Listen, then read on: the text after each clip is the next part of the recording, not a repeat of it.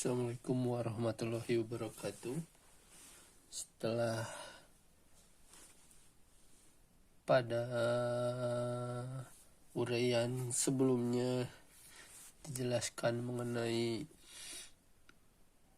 bercocok tanam sesuai dengan kebutuhan, kali ini akan dilanjutkan dengan pengantar bercocok tanam guna pemenuhan kebutuhan. Nah,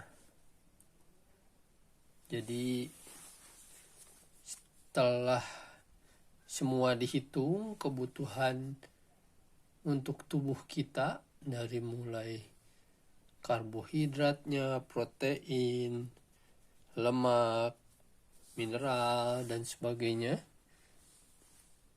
maka selanjutnya kita bisa mencoba untuk menyusun bahan daftar tanaman dan ternak untuk memenuhi kebutuhan tersebut.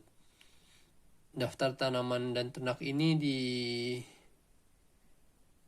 diuraikan dari menu yang sudah kita buat untuk memenuhi kebutuhan tubuh kita, gitu ya. Dan menunya sudah tentu disesuaikan dengan apa yang kita suka. Nah, dari daftar itu, yang kasusnya sudah tentu mendata luas dan lokasi lahan, karena memang kalau kemarin kan ada perhitungan yang 400 meter persegi itu ya, 380 meter persegi tepatnya, yang untuk memenuhi kebutuhan satu orang hijauan per tahun gitu. Nah, itu makanya ada strategi juga ketika luasnya tidak memenuhi, maka apa yang harus dilakukan gitu, seperti itu.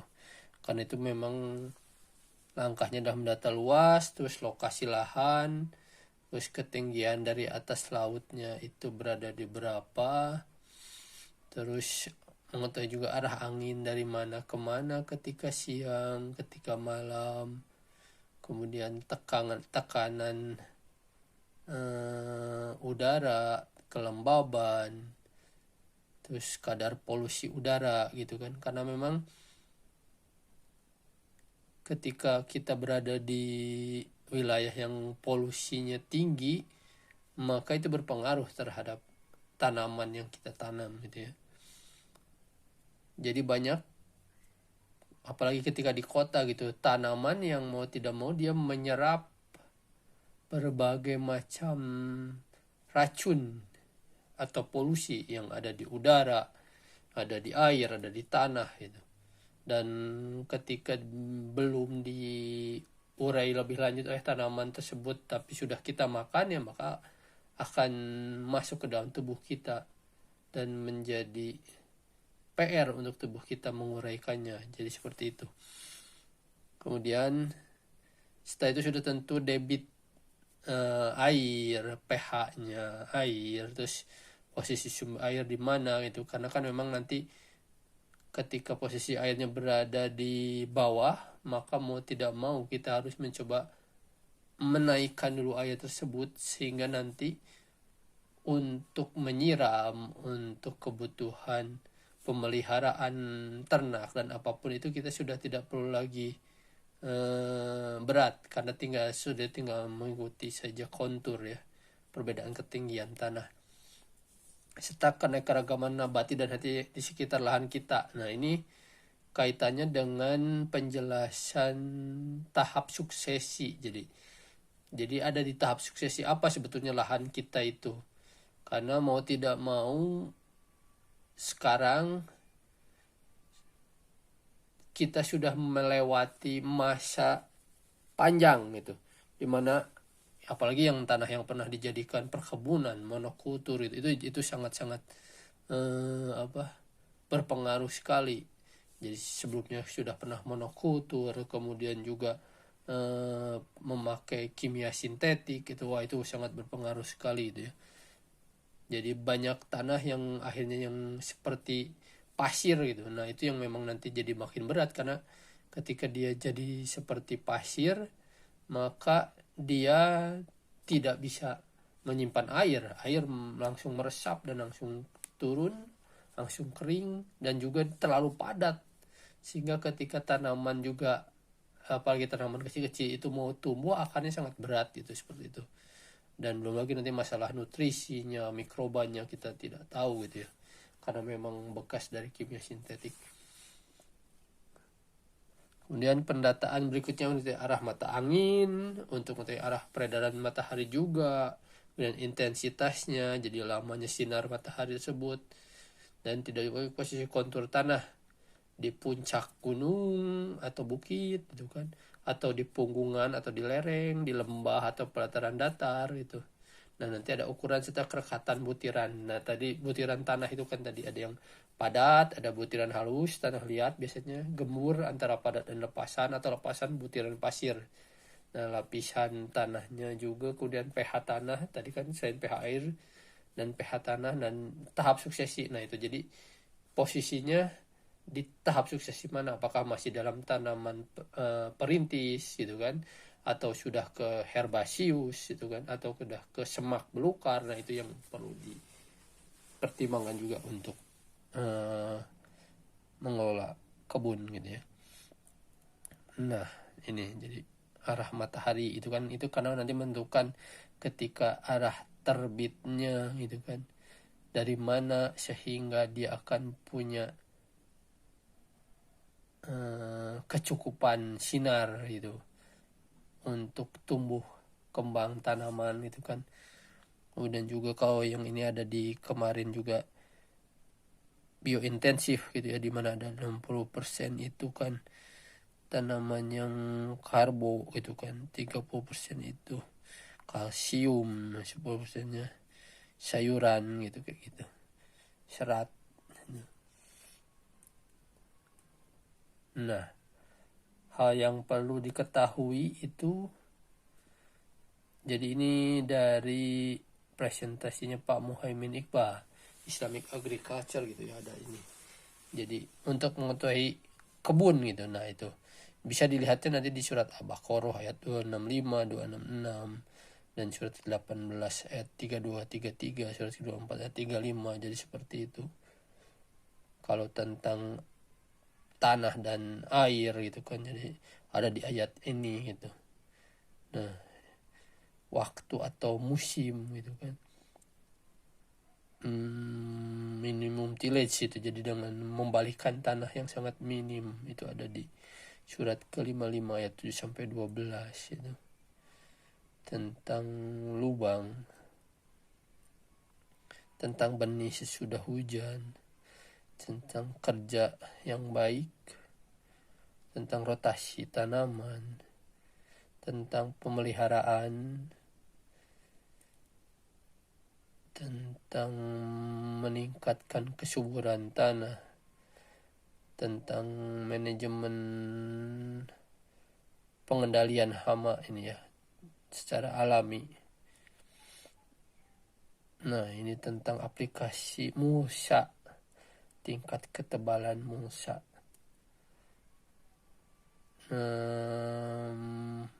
menyiangi gulma,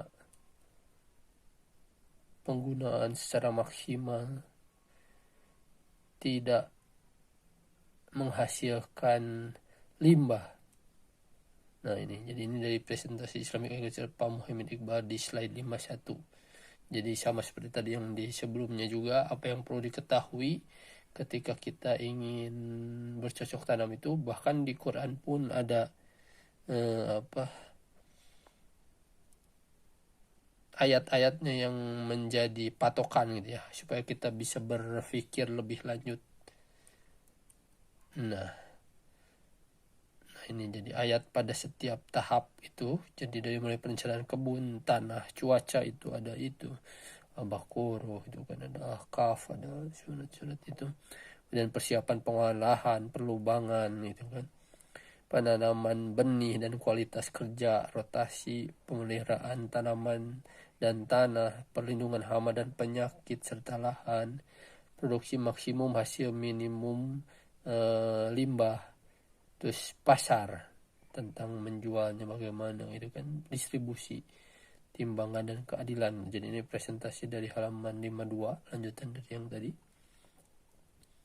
Nah, jika telah memiliki data yang lengkap, maka kita sudah mulai dapat membuat rencana bercocok tanam dengan menyesuaikan sunatullah atau pola hukum alamiah gitu ya. Jadi jumlah tanaman serta waktu tanam di kebun untuk mengikuti dapat sesuai dengan daftar menu makan yang kita suka. Dan jadi itu tadi. Contoh sunatullah yang umum di Indonesia adalah ini. Jadi ada kalender Pranata Mangsa kalau di Jawa Barat gitu ya. Kalau di Jawa itu Pranoto Mongso gitu. Jadi sudah ada biasanya perhitungannya di mana para petani itu melihat dari bintang, dari rasi bintang gitu kan, dari bulan, dari matahari gitu. Seperti apa.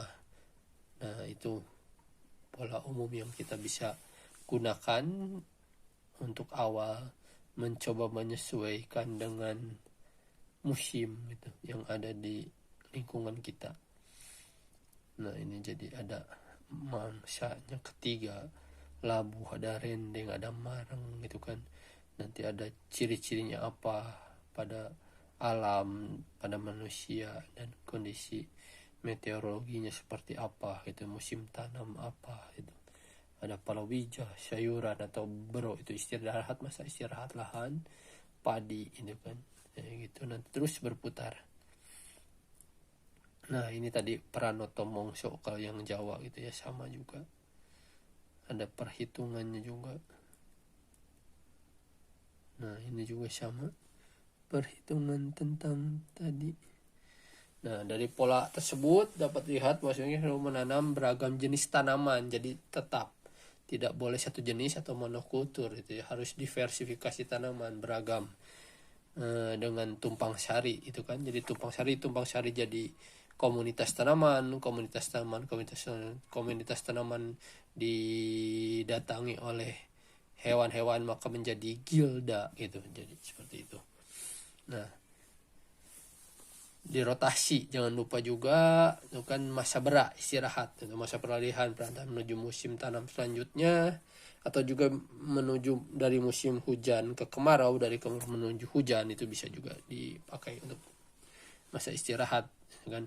Itu gunanya untuk mengembalikan kesuburan tanah gitu atau lahan kita, sehingga tidak terus diambil nutrisinya tapi diperkaya kembali unsur haranya. Dan ya itu tadi, semua waktu setiap saat itu ada tanda dan gejala alam serta kehidupan binatang tertentu yang bisa menjadi patokan gitu ya. Walaupun memang saat ini menjadi sedikit lebih cepat berubah, jadi agak sulit akhirnya kita untuk bisa melihat pola gitu, karena memang perubahan iklim, faktor perubahan iklim ini berpengaruh sekali, di mana banyak binatang yang sudah punah gitu kan, tanaman yang sudah punah, kemudian juga musim yang semakin tidak menentu gitu. Tapi ya kalaupun ini kita bisa tetap melihat dari perakiraan cuaca gitu ya. Nah, itu contoh umum lainnya ini adalah ini pola lingkaran pisang dan lubang sampah organik tempat membuat kompos gitu ya. Jadi orang tua kita dulu selalu membuat lubang, dan biasanya di sekitar lubang itu ada pisang gitu kan, ada juga nanti singkong, ada serai, ada ubi gitu kan, ada juga bisa pakai kentang gitu, seperti itu. Jadi lingkaran pisang ini menjadi tempat dimana kalau pagi sore biasanya menyapu, kemudian dimasukkan ke lubang, kalau sudah penuh maka lubangnya ditutup gitu, seperti itu. Tapi memang ya saat ini kita ada hal yang harus kerja lebih ekstra gitu. Kalau dulu kan semua sampah itu organik ya, alami, sehingga mudah terurai. Nah, sekarang kita mau tidak mau harus memisahkan banyak sampah yang tidak bisa terurai gitu, yang bukan tidak bisa terurai, mungkin terurainya lebih lama. Bahkan ada yang istilahnya bukan tidak terurai tapi semakin menjadi kecil bagiannya gitu ya. Itu pernah dijelaskan di ekoteologi ya, tentang sampah plastik, di mana menjadi dari mikro menjadi nano, dari nano menjadi piko gitu ya. Itu jadi itu. Nah, atau bisa juga yang lebih besar, lingkaran besar ini dicampur antara pisang dengan pepaya gitu. Nah, tapi tetap di tengahnya ada buat lubang kompos. Jadi seperti itu, dia 6 pohon pisang, 6 pohon pepaya, lubang kompos di tengahnya. lingkaran tanaman tumpang sari. Nah, tumpang sarinya yang tadi yang ada singkong, ada itu kayak gitu. Lingkaran tanaman untuk tanah, contoh ubi tanah, kentang itu kan, karena ubi tanah itu dia menjalar daunnya, jadi dia bisa menutup tanah menjadi mulsa sehingga tingkat kelembaban dan kesuburan tanahnya terjaga di bawah. Nah, selain itu juga ada polanya, namanya pola produksi tanaman inti serta tanaman jangka pendek dan menengah gitu. Jadi ini contoh tentang kopi, dimana kalau kopi itu dia dengan kacang-kacangan itu kan, buah yang bersifatnya kacang, terus ada jahe itu, ada singkong, ada ubi itu kan, kemudian juga ada legum, nanti buah-buahan itu kan, dan pohon-pohon yang tinggi gitu. Jadi seperti itu. Jadi ada pola tanaman inti dan tanaman pendukung gitu, dimana nanti panennya berbeda-beda sehingga setiap musim kita ada hasil yang bisa kita olah gitu kan untuk memenuhi kebutuhan kita. Jadi seperti itu. Nah, ini jadi selalu beragam, tidak pernah satu jenis gitu. Nah, ini ada contoh tabel bahwa yang telah berhasil tentang tanaman yang menjadi pelindung kopi gitu ya. Jadi ketika tanaman kopi kan dia tanaman yang harus di bawah tanaman yang lebih tinggi yang melindungi itu. Nah, karena memang kopi tidak bisa langsung dengan cahaya matahari, dia harus kena cahayanya setelah lewat oleh daun-daun dan tanaman yang lebih tinggi itu. Nah, ini ada jadi contoh yang bisa juga kita terapkan tadi, yang pola intinya kopi gitu kan. Jadi tidak boleh satu jenis gitu ya, harus tetap beragam. Nah, atau juga nanti ada desain kebun gitu, pola secara umumnya. Jadi ada seperti ini pola lingkaran gitu ya. Ada nomornya dari mulai yang paling dalam 1, 2, 3, 4, 5 gitu kan. Nah, ini tuh jadi seperti ini gitu kalau secara gambar dari sampingnya. Nah, itu disesuaikannya, jadi di tengahnya itu tempat api unggun gitu kan, di tempat masak gitu kan. Terus tempat duduk melingkar gitu kan di tahapan berikutnya, keduanya. Di antara itu ada solokan gitu kan. Tanaman pendek baru kan, misalnya cabai, bawang, tomat, basil, kemangi dan sebagainya. Setelah itu bunga-bungaan, kenikir atau rendang midang, bunga sepatu dan sebagainya. Jadi bunga-bungaan juga bisanya bunga-bungaan yang bisa dimakan juga gitu ya. Jadi itu lebih menguntungkan, selain juga membantu dalam mengusir hama gitu kan, atau menarik polinator gitu kan. Itu jadi bunga-bungaan itu sangat penting. Terus buah-buahan pendek gitu kan, jeruk purut, jeruk lemon dan sebagainya. Dan yang lingkaran paling luarnya sudah tentu tanaman, sebelum itu ada tanaman merambat gitu ya. Tanaman merambat dulu, baru nanti tanaman besar yang menutupi lingkaran. Jadi seperti itu. Nah, ini adalah buntut bunglon. Jadi nah, ini buntut bunglon ini diadaptasi menjadi namanya bedeng spiral gitu. Dari ada yang paling tinggi kemudian turun, dan di bawahnya dipakai kolam kecil gitu, pakai ikan gitu ya. Karena ini jadi setiap kita menyiram nanti airnya masuk ke kolam yang bawah kayak gitu, jadi turun. Dan tanamannya beragam juga, dari mulai yang di puncak sampai ke bawah gitu kan, tuh macam-macam di gambarnya. Nah, kalau kita kan di South Hemisphere di bagian selatan ya, maka membangun spiralnya itu harus berlawanan dengan arah jarum jam. Tapi kalau yang di utara dia sesuai dengan arah jarum jam.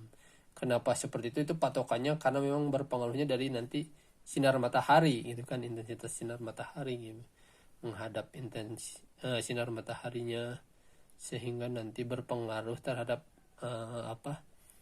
bagian yang tinggi itu kan lebih dulu terkena sinar, dan yang bawah, semakin bawah itu jadi semakin lebih lembab kayak gitu.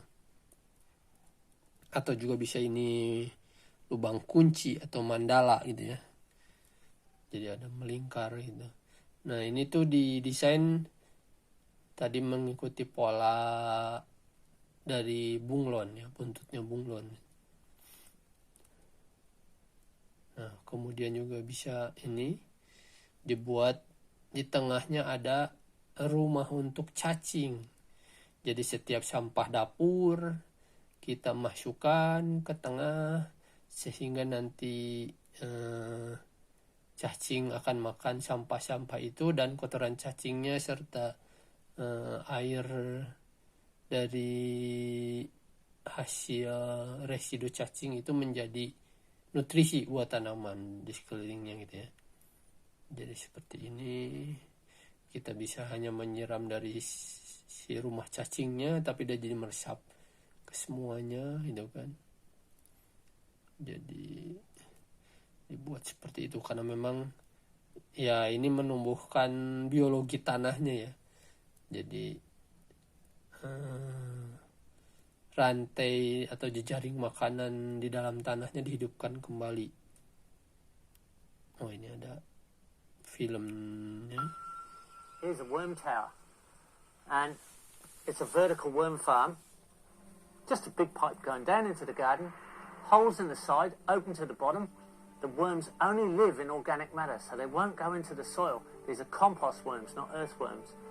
But the byproduct is these have great fertilizing qualities for the garden and create a compost and a worm juice that gives us free fertilizer. Nah, itu. Jadi pupuk Fantastic yang convenience for a home garden gratis. or an urban garden. Bisa And here untuk it's a juga di community kota, garden demonstration. perkebunan di With kota. these compost worm Tuh, towers, bentuk jadi seperti the itu, bisa miniature bulat vertical bulat worm bulat farm bulat is banyak. in the garden. They don't leave there. They don't go through the soil. They're being well fed. They stay right there where there's high quality organic matter. And here, the juices and the compost fertilize the garden in situation. You don't have to separate your worm farm from your garden. Great design. Nah, itu. Nah, kenapa seperti itu? Karena gini, ada piramida makhluk hidup di tanah gitu ya. Dalam 1 meter persegi itu katanya semakin ke bawah itu semakin banyak makhluk hidupnya, tapi ukurannya semakin kecil. Nah, dan semakin ke atas itu makhluk hidupnya semakin sedikit, tapi ukurannya semakin besar, semakin terlihat gitu. Nah jadi memang kadang juga ketika kita melihat kenapa sih di dalam tanah itu begitu banyak makhluk yang goib, yang tidak bisa kita lihat dengan mata gitu ya, dia harus pakai mikroskop. Karena memang terus juga makhluk yang di mana ini dia bereproduksinya itu sangat cepat gitu ya, melipat gandakan dirinya sangat cepat itu. Karena memang ya tadi itu ketika di atas itu banyak polusi, banyak racun, banyak apapun itu, mau tidak mau dia meresap ke dalam tanah. Nah ketika masuk ke dalam tanah maka diuraikan oleh makhluk-makhluk tersebut. Nah ketika kita menggunakan bahan kimia sintetik dan meresap, maka makhluk-makhluk yang harusnya itu tadi ada untuk mengurai malah menjadi mati gitu. Nah itu yang menyebabkan akhirnya tanah menjadi hanya tinggal pasir atau penggurunan gitu ya. Itu karena mati makhluk-makhluk di bawah tanahnya. Nah nanti akan otomatis berpengaruh terhadap jejaring makanan ke atasnya. Itu kan seperti itu. Jadi memang ya ini yang perlu dijaga gitu ya, bahwa di dalam tanah itu banyak sekali makhluk gitu. Kita tidak boleh zolim bahkan berbuat kerusakan itu dengan makhluk-makhluk tersebut gitu ya. Jadi itu. Nah ini tadi yang diceritakan tentang jejaring makanan di bawah tanah gitu ya, di mana tanaman itu menarik nutrisi dari hasil penguraian bakteri, jamur, nematoda itu kan. Kemudian nanti itu dimakan oleh protozoa, nematoda itu. Kemudian antropod gitu kan. Terus nematod nanti dimakan juga oleh burung, oleh binatang yang ini di tanah. Nah seperti itu. Jadi Nah, kalau ke atasnya lagi ditambahkan ada karbon dioksida, ada sinar matahari gitu kan, menjadi fotosintesis gitu kan. Nah, itu berputar terus semua. Dan sama seperti di atas juga nanti ada konsumen utamanya, ada tingkat pertama, tingkat kedua, kemudian ada tingkat paling tinggi gitu kan, kayak gitu. Jadi itu terus berputar gitu. Nah, jadi ada lingkaran makhluk hidup di dalam tanah itu ya, biological cycle gitu. Jadi penting sekali kita mengetahui ukuran bahwa ada pH tanah itu kan, faktor kimia tanah, kemudian nanti ada biologi tanah, dan ada fisik tanah ya, di mana ada nanti kerikil, ada tanah lembut atau tanah liat ya kan, pasir kayak gitu. Jadi seperti itu. Nah, ini yang terbaik itu jadi ada kandungan udaranya 25%, kandungan airnya 25%, mineralnya 45%, dan 5%-nya adalah organik, bahan-bahan organik gitu kan, di mana ada organisme 10%, ada akar-akaran 10%, ada humus 80% gitu kan, dari 5% itu dibagi menjadi 3 seperti itu. Nah, ini kimia tanah, bicara tentang pH itu kan, keasaman dan basa tanah itu kan. Jadi seperti itu, sama dengan di tubuh manusia juga. Kalau dulu kita pernah belajar tabel periodik unsur kimia gitu ya, nah itu yang dipelajari itu sebenarnya berguna untuk ini nanti ke depannya gitu, kalau kita aplikasikan. Nah, jadi tadi bicara tentang ada fisik tanah, kimia tanah, dan biologi tanah. Itu semuanya harus dijaga sehingga menjadi tanah yang sehat gitu. Ketika salah satu saja unsurnya kita abaikan, tidak kita jaga, ya maka berpengaruh terhadap kesehatan tanah. Ketika kesehatan tanahnya terganggu, ya sudah tentu tanamannya juga akan terganggu, tidak mudah tumbuh gitu ya, bahkan ya hasilnya tidak maksimal gitu. Jadi ini fisik tanah, kimia tanah, biologi tanah kayak gitu. Nah, di Islamic Agriculture, Pak Muhaimin Iqbal menyebutkan bahwa tanah itu ada turab gitu kan, kemudian ada tin gitu, ada tin lazib gitu, ada hamain masnum, salsalin kafahtan, solatin mintin gitu. Jadi ardi atau bumi gitu kan. Nah, pasir itu bukan sumber kehidupan, katanya harus campur dengan tanah dan air. Nah, seperti itu. Jadi ini presentasi di slide 54 gitu ya, dari Pak Muhaimin Iqbal tentang tanah. Jadi ya sebetulnya semua sudah ada gitu. Sumber pengetahuannya, tanda-tandanya sudah ada di dalam Al-Quran. Tinggal kita mau tidak untuk mengaplikasikannya dalam keseharian gitu. Sehingga akhirnya jadi benar-benar rahmatan lil alamin gitu. Karena kalau hanya kita tahu dan hafal saja tanpa diaplikasikan, ya dampaknya hanya pada diri kita sendiri saja gitu, pada bacaan saja gitu. Tidak ada dampak yang lainnya buat rahmatan lil alamin gitu ya. Paling ya hanya jadi imam di masjid gitu kan, dengan suara yang merdu gitu. Sudah seperti itu saja gitu kan. Tapi dalam masalah yang lain ya kita tidak aplikasikan, ya akhirnya tidak ditemukan pengetahuannya ya, hikmahnya gitu. Dan itu harus diaplikasikan. Nah, jadi kalau di sini ada gambar bahwa sebetulnya pengetahuan kita tentang tanah itu sangat sedikit sekali gitu ya. Begitu banyak sekali indikator tanah gitu kan, yang belum kita ketahui. Itu harus kita terus pelajari, kita gali gitu. Betapa kecilnya kita dibandingkan dengan bumi dan alam semesta ini gitu ya. Dan ini ada contoh jadwal tanaman. Ini pernah diaplikasikan dulu di Bumi Langit sekitar tahun 2014 gitu kan. Jadi agar kita bisa punya pola nanti, pola panen gitu kan, dan pengolahannya gitu kan seperti apa. Jadi ini contohnya. Dan juga perlu diingatkan bahwa sebetulnya sama dengan pola tabel tumpang sari atau companion tree gitu ya, bahwa contoh-contoh ini tuh kadang bisa sama di tempat yang lain, tapi kadang juga bisa berbeda gitu. Itu yang mau tidak mau kita harus coba aplikasikan, kita coba. Tidak sekedar kita hanya lihat bahwa oh ini seperti ini gitu, tapi itu harus dilakukan, dicoba gitu. Apakah memang bisa sesuai atau tidak, karena memang setiap lahan itu bahkan berdekatan dengan di air yang sama dalam Al-Quran disebutkan itu bisa berbeda gitu ya hasilnya. Jadi itu banyak hal yang harus kita pelajari gitu ya. Makanya kenapa di ekoteologi di awal disebutkan bahwa kita harus terus belajar, tidak pernah berhenti belajar gitu ya. Dengan cara mengaplikasikan, mengobservasi, memperhatikan gitu kan. Ini jadi tabelnya, untuk lebih jelas bisa dilihat di WordPress gitu kan.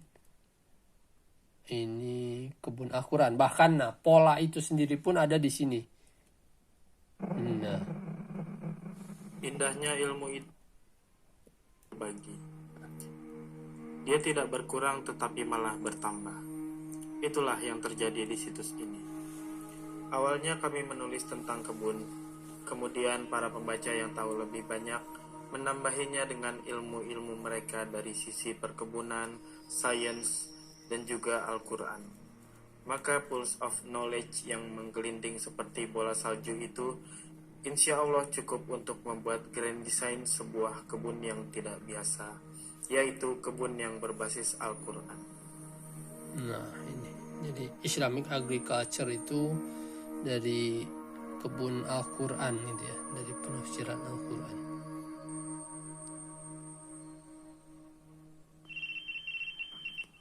Kebun ini didesain dengan petunjuk-petunjuk dalam sejumlah ayat Al-Quran. Maka ayat-ayat inilah yang akan menjadi panglimanya, menjadi penentu arah dan pengambil kebijakan.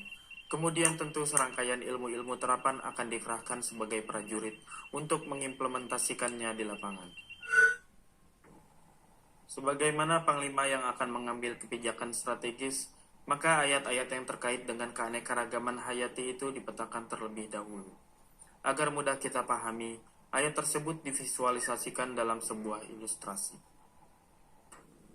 Ukuran bulatan disesuaikan dengan banyaknya suatu jenis tanaman tersebut di dalam Al-Quran. Ini kurang lebih mewakili tingkat kepentingan tanaman tersebut bagi kehidupan manusia. وهو الذي أنزل من السماء. Misalnya kurma, disebut sampai sekurangnya 20 kali. Nah, Maka kurma ini yang kita gambar paling besar. jadi Dan dari kurma inilah kita ukuran memulai itu rancangan dengan kebun kita ini. disebutkan di Al-Quran berapa kali itu Kemudian 20 tanaman-tanaman lain gitu ada kan, juga 20 yang kali disebut 20 dalam kurma, sejumlah ayat berdampingan dengan maka penyebutan kurma. akan Misalnya anggur, didampingi oleh disebut tidak kurang dari 9 kali 9 berdampingan anggur. dengan kurma. Nah seperti itu, jadi polanya seperti itu. Untuk lebih lanjut bisa dilihat nanti di YouTube gitu ya. Kemudian Nah ini jadi lingkarannya itu menggambarkan berapa kali disebutkan dalam Al-Quran gitu kan. Kalau tadi kurma 20, anggur 9, maka 20 pohon kurma itu dengan 9 kurma, nanti zaitunnya berapa, delimanya berapa gitu. Nah itu jadi bisa dilihat lebih lanjut gitu ya, dimana masing-masing itu punya manfaat dalam proses membangun kebun gitu kan. Ini ada di buku Kebun Al-Quran halaman 12 gitu ya. Jadi itu pola dalam Al-Quran. Nah di halaman 47-nya ada biji-bijian gitu kan, kurma, anggur, zaitun, kurma, anggur, biji-bijian itu ke pola nantinya, ke pola penanamannya, tahapannya, rotasinya seperti itu. Nah ini yang kalau waktu kemarin di kebutuhan cerita tentang biji-bijian itu mengandung apa, karbohidrat, kurma mengandung karbohidrat sehingga nanti untuk penyedia energi kayak gitu kan. Nah itu jadi ada pola itu, ini di halaman 120 di buku Kebun Al-Quran. Nah kemudian juga ada buku What Another Mindset halaman 92 itu kan tentang solusi watana, di mana hujan itu menghidupkan bumi yang mati gitu kan. Terus inputnya ada tanaman keras, tanaman semusim, ternak yang digembalakan gitu kan. Outputnya ada makanan, nanti ada air, ada energi gitu kan. Dimana air, energi itu menjadi sumber daya yang harus kita bagi gitu. Jadi itu, nah ini tentang pakan, pangan, dan energi gitu ya tadi. Nah, jadi makanan, air, dan energi itu harus disirkah gitu kan. Kenapa harus disirkah? Karena memang ada hadis orang muslim bersirkah dalam 3 hal: padang rumput, air, dan api. Jadi itu. Jadi di Islam itu untuk beberapa lahan sebetulnya itu menjadi lahan umum yang harus bermanfaat untuk seluruh warga komunitas sekitarnya gitu kan. Tidak boleh menjadi hak individu gitu. Dan beberapa, kalaupun individu punya hak itu hanya karena hak garap saja gitu kan, hanya dia mengolahnya, memanfaatkannya gitu kan. Tapi sesudah dia tidak mengolah dan memanfaatkannya, menggarapnya, maka itu bisa diberikan kepada orang Islam lainnya yang mau menggarap gitu kan, kayak gitu. Jadi tidak ada hak milik mutlak gitu kan. Hak milik mutlak itu sebenarnya semuanya hanya milik Allah gitu, kayak gitu. Jadi itu dan yang terakhir ada wahana tani atau agroforestry. Jadi seperti ini, wahana tani.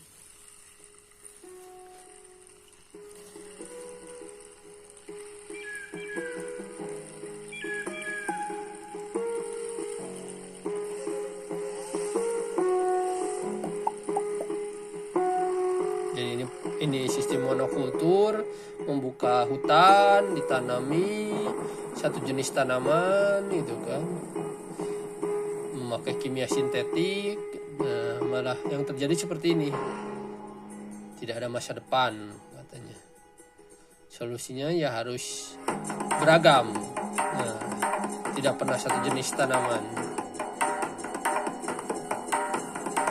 sehingga siklus airnya teratur gitu kan.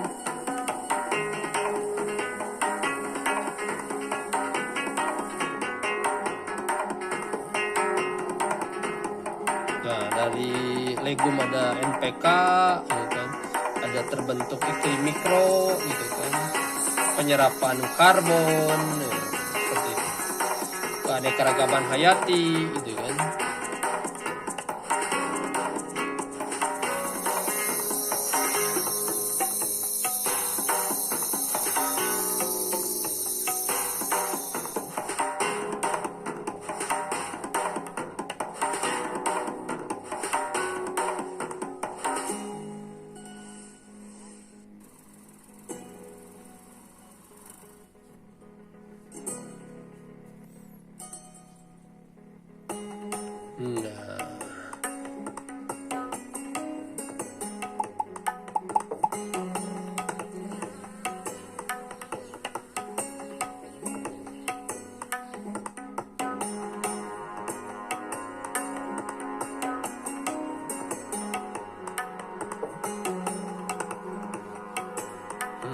Jadi itu, pertanian yang baik itu dia harus beragam gitu ya, diversifikasi jadinya. Nah gitu kan. Jadi definisi agroforestry dalam konsep AF1 itu sistem penggunaan lahan dan teknologi yang menggabungkan tanaman tahunan kemudian dengan tanaman semusim, dengan ternak gitu kan. Nah seperti itu. Terus dalam konsep AF2 itu agroforestry adalah sistem pengelolaan sumber daya alam yang dinamis, yang mengintegrasikan pepohonan dengan tanaman semusim di lahan pertanian, merupakan bagian dari bentang alam dan beragam produk yang dihasilkan, memberikan manfaat sosial, ekonomi, dan lingkungan bagi pengolahan secara berkelanjutan. Nah itu jadi sustainable gitu ya. Kemudian yang ketiganya adalah sistem pengelolaan lahan yang menjembatani antara sistem pertanian dan kehutanan yang menggabungkan aspek keduanya. termasuk menanam pohon terencana dalam lahan pertanian itu kan. Nah ini jadi di zaman perubahan iklim ini ya harus seperti ini, kita harus menanam beragam tanaman gitu kan, karena memang harus memperbaiki kembali ekosistem, memulihkan kembali lingkungan gitu kan, agar bisa berkelanjutan. Karena jika tidak ya bumi ini akan menjadi tidak bisa kita huni gitu kan, menjadi hancur dan rusak. Ya kita sendiri yang kena dampaknya, belum nanti anak cucu keturunan yang kesana menjadi kena dampak gitu ya. Jadi kita menyisakan kesengsaraan dan bahaya buat generasi sesudahnya. Jadi itu ya baik lagi adalah fasad dan zolim gitu.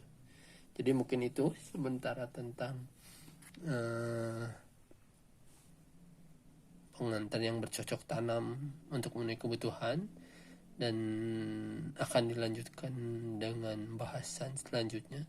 Terima kasih. Assalamualaikum warahmatullahi wabarakatuh.